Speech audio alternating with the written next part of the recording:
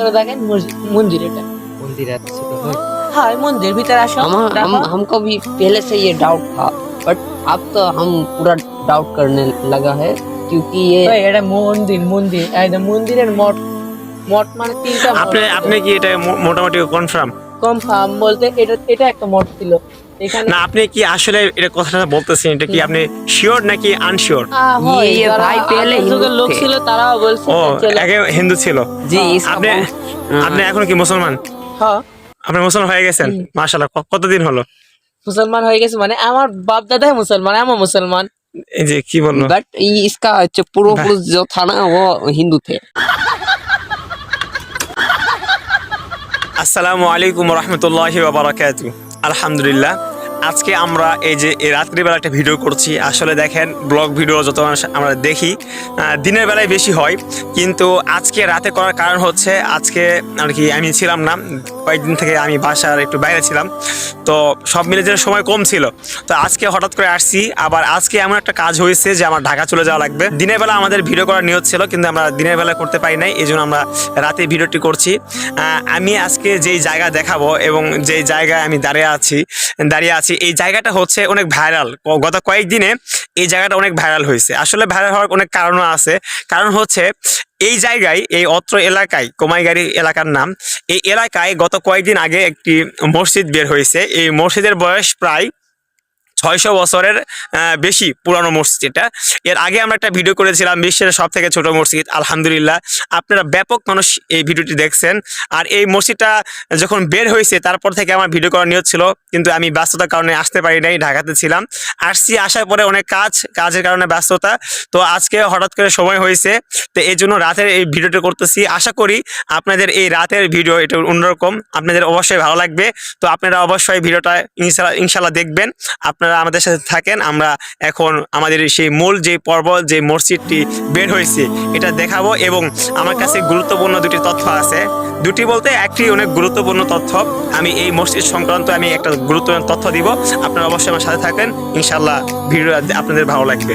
বন্ধুরা, আমরা এখন দাঁড়িয়ে আছি একবারে মসজিদের সম্মুখে। তো এই যে আপনারা আমার পিছনে যে মসজিদ দেখতে পাচ্ছেন, আমি আপনাদেরকে ঘুরে ঘুরে দেখাবো।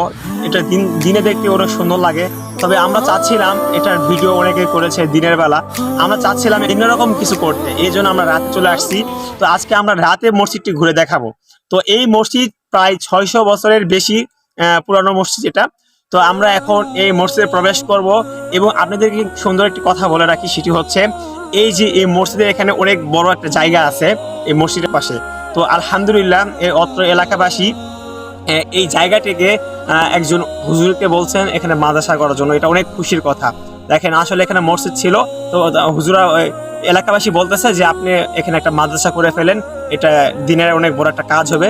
তো আমরা সকলেই ইনশাল্লাহ আমার ভিডিওর মাধ্যমে এই মাদ্রাসার, এই মসজিদের যে একটা কাজ হবে, মাদ্রাসার জন্য যে কাজ হবে, এই কাজে সকলে সাহায্য করার চেষ্টা করবেন, সকলে যোগাযোগ করবেন। আর আপনারা যারা দেখতে আসতে চান, আমি ডিসক্রিপশনে আপনাদেরকে সেই ঠিকানা দিয়ে দিব, আপনারা দেখে অবশ্যই আসতে পারবেন।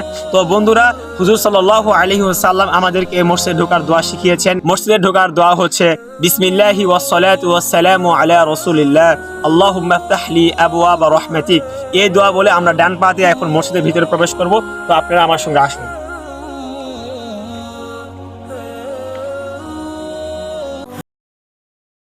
এটা হচ্ছে মসজিদের ভিতরের অংশ। আজ থেকে প্রায় 600 বছরের বেশি পুরানো এই মসজিদ। এই কাজগুলো দেখেন কত সুন্দর করে করেছে।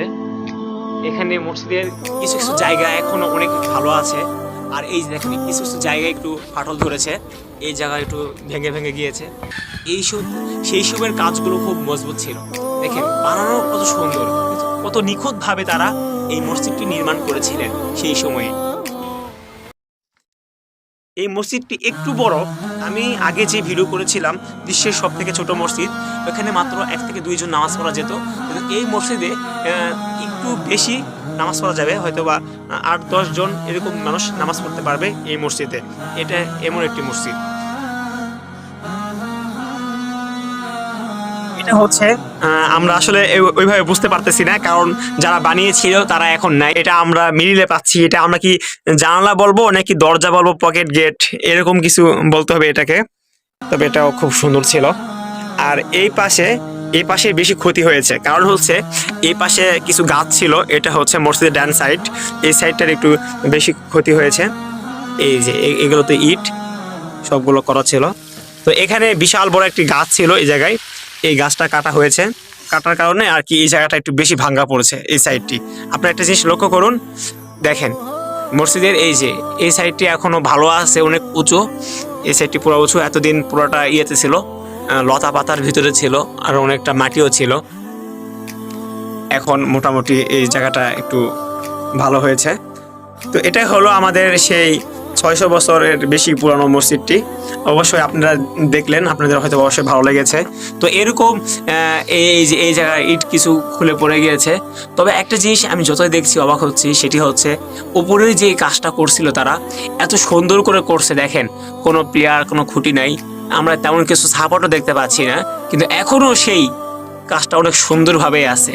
এখনও দেখে মনে হচ্ছে এটা হয়তো বা আরও 200-500 বছর থাকবে এইভাবে, দেখে এমনটাই মনে হচ্ছে।